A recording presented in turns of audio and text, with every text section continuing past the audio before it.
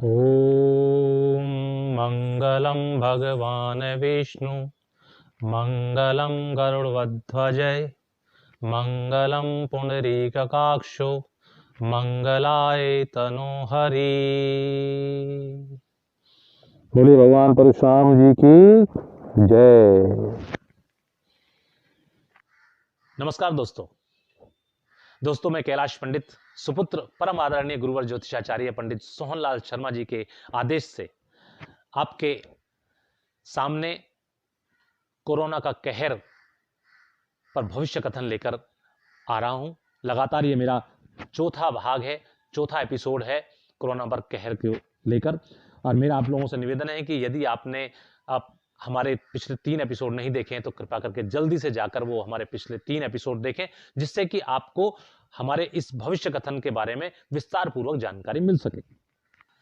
आप स्वस्थ रहें, प्रसन्न रहें, जिसके लिए आपको आदरणीय प्रधानमंत्री महोदय जी नरेंद्र भाई मोदी जी के द्वारा आपकी भलाई के लिए बताई गई लॉकडाउन की शर्तों का पालन करना चाहिए।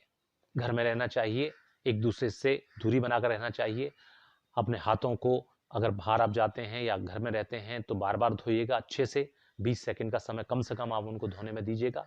बाहर से यदि आप आते हैं तो आप नहाइए, अपने कपड़े उतार के उसको धोइएगा।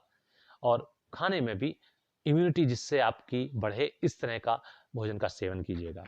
दोस्तों मैं कैलाश पंडित आपके सामने देश और दुनिया पर कोरोना वायरस महामारी का कहर पर सोहन पद्धति के द्वारा शोध कर यह चौथा एपिसोड लेकर आपके सामने आया हूं।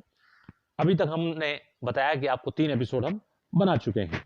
पिछले एपिसोड में हमने प्रधानमंत्री महोदय जी से निवेदन किया था कि कृपया वो देश में जो लॉकडाउन लगाया है वो 15 अप्रैल से 3 मई तक जो बढ़ाया गया है उसे कृपया करके 29 मई तक किया जाए। और 14 मई तक तो किसी भी प्रकार की कोई छूट लॉकडाउन में नहीं मिलनी चाहिए, ये हमने उनसे गुजारिश की थी। 14 मई के पश्चात कुछ ढील आप अवश्य दे सकते हैं। और एक खास तारीख 27 अप्रैल का जिक्र हमने किया था। 29 मई तक की शुभ अशुभ तारीखों में ग्रहों का नक्षत्रों अनुसार प्रभाव की चर्चा हम विस्तार पूर्वक करें। इससे पहले मैं 27 अप्रैल मृगशिरा नक्षत्र की चर्चा करते हुए यह तारीख देश और दुनिया के भविष्य का निर्धारण किस प्रकार करेगी ये बताता हूं।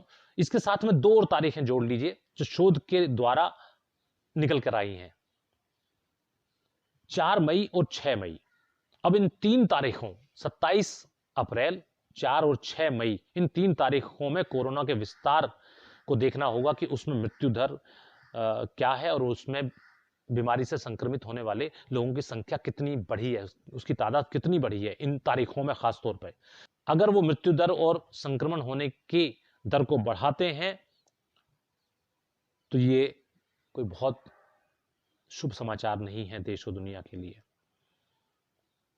क्योंकि अगर ऐसा होता है कि वो सामान्य से अधिक बढ़ी हुई होती है इन तारीखों में, तो आने वाले 17 अक्टूबर से ये कोरोना वायरस की महामारी पुनः देश और दुनिया में आने वाली है और अब की स्थिति से कहीं ज्यादा खतरनाक स्थिति में लौटकर आएगी।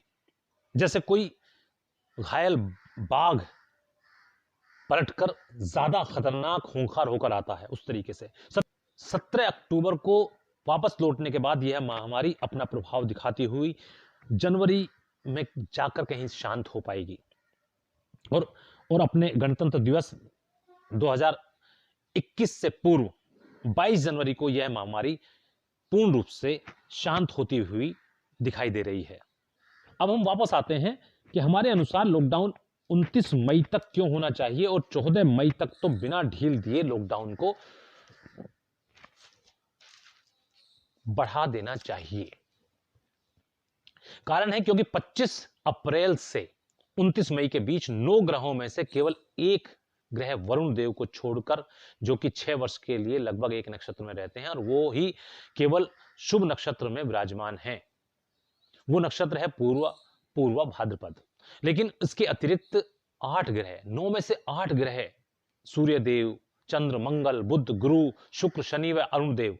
देश के लिए बीमारी देने वाले नक्षत्र उत्तराषाढ़ा, कृत्तिका में, या देश के लिए मृत्युकारक नक्षत्र चित्रा, धनिष्ठा और मृगशिरा नक्षत्र में, या देश को समस्याएं, परेशानी, विपत्तियां देने वाले नक्षत्र मघा, मूल व अश्वनी में भ्रमण करेंगे, जो देश को बीमारी और बीमारी से मृत्यु तो देंगे ही, साथ ही भविष्य के लिए कई नई समस्याएं भी इस बीच में देकर चले जाएंगे।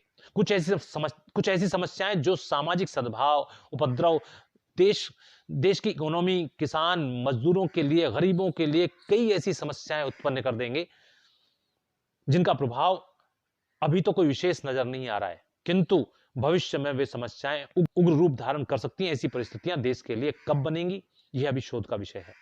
इस पर हमारी शोध चल रही है।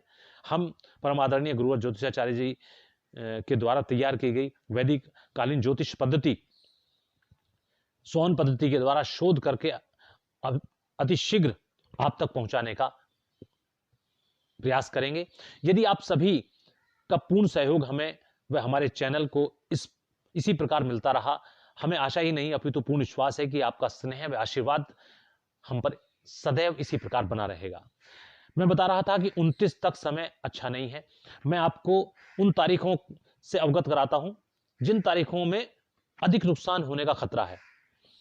यहां यह बता देना भी अति आवश्यक है कि हम आपको तारीखें, दिनांक बताते हैं, जबकि ग्रह नक्षत्र, जो ग्रह है वो नक्षत्र में भ्रमण करते हैं तो वह प्रातः सूर्योदय से रात तक नहीं करते हैं। जैसे कि मैं आपको एक तारीख बता देता हूं कि 5 मई, चित्रा नक्षत्र 5 मई को दोपहर 4:38 पर प्रारंभ होगा और 6 मई को 1:50 तक रहेगा। अर्थात एक दिन पहले दोपहर में शुरू हुआ और अगले दिन दोपहर तक रहा। तो इस तरह से नक्षत्र चलते हैं। तो हमें ये देख के ही निर्धारण करना होगा। हम तारीखों के हिसाब से ही केवल नहीं लेके चल सकते कि मैंने 6 तारीख बताई है तो 6 तारीख को होगा। चित्रा नक्षत्र 6 तारीख को मैंने बताया है, लेकिन वो शुरुआत 5 तारीख को 4:38 से शुरू कर रहा है, तो हमें उसका मूल्यांकन 5 तारीख के 4:38 से लेके और 6 तारीख के 1:50 के बीच के समय में वो कितना नुकसान कर रहा है, कितनी मृत्यु दर और कितनी संक्रमण हमें दे रहा है, उस पर ध्यान देके करना होगा। इसी प्रकार अन्य नक्षत्र भी देखें। अभी हमारे सोहन पद्धति के सॉफ्टवेयर पर कार्य चल रहा है।